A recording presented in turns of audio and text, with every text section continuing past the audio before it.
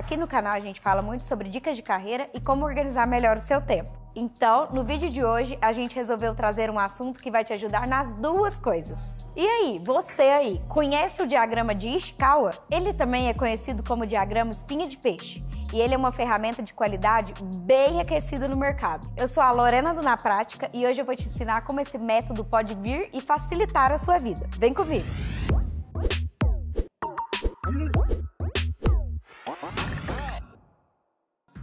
Vamos lá! Vamos começar pelo básico para entender exatamente para que essa ferramenta serve. O diagrama de Ishikawa é um método para você achar possíveis causas de um problema ou de um cenário específico. Esse cenário ele pode ser bom ou ruim, então ele também te ajuda a entender no projeto o que mais deu certo. Esse diagrama de causa é dividido em 6 tópicos, ou 6 M's. Método, máquina, medida, meio ambiente, material e mão de obra.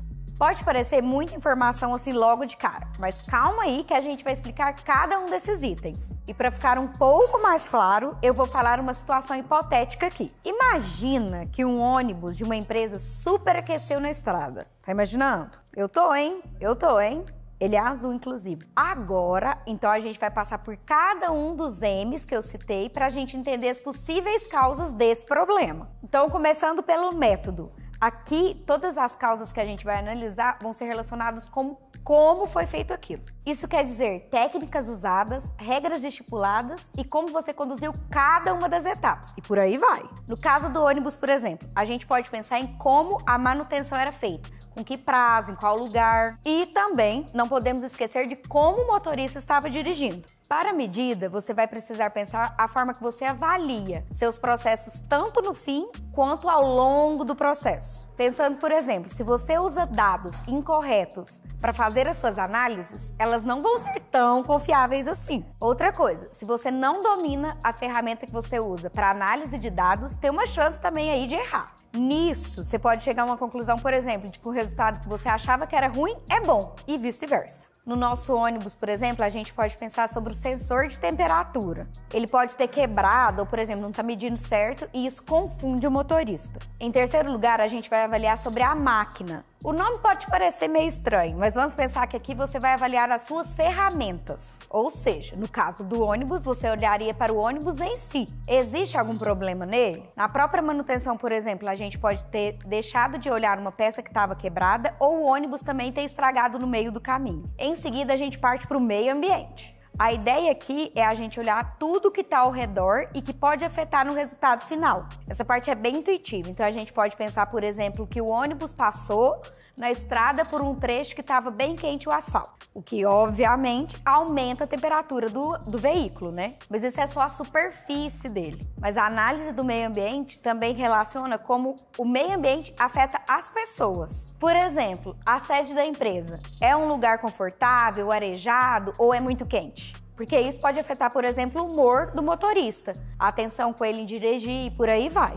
No M de material, você vai pensar no que é usado durante o processo. E aí, para não confundir com máquina, material é sobre o insumo que é usado. No nosso ônibus, por exemplo, o material podia ser o líquido de arrefecimento, que nada mais é que aquele produtinho que mantém a temperatura certa para o motor funcionar direito. Então, uma possível outra causa de superaquecimento seria na hora da troca do líquido ter colocado algum líquido errado ali. Alguém na hora da troca resolveu usar um líquido mais barato, então isso pode ter causado o problema. Por último, é hora de pensar na mão de obra. O objetivo dessa parte é identificar as causas relacionadas à equipe. Aqui você pode analisar as habilidades das pessoas envolvidas, como, por exemplo, se elas estão alocadas no lugar certo ou se tem gente suficiente trabalhando.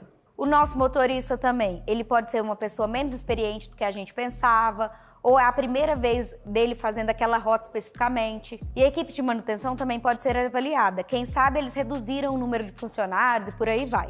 E quando você tiver certinho esses M's, você pode entender melhor o cenário que você estava avaliando. O diagrama de Ishikawa pode te ajudar a tomar decisões mais efetivas de acordo com as causas raiz de vários problemas.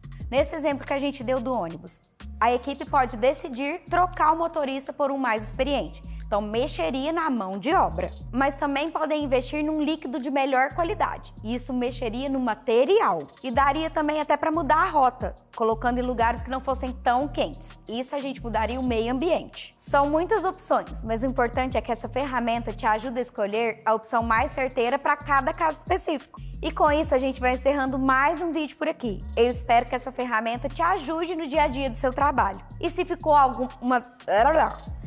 uma dúvida em qualquer ponto, é só comentar aqui embaixo que a gente explica também. E aí aproveita também para já curtir o vídeo, se inscrever no nosso canal e ativar as notificações. Até a próxima, tchau!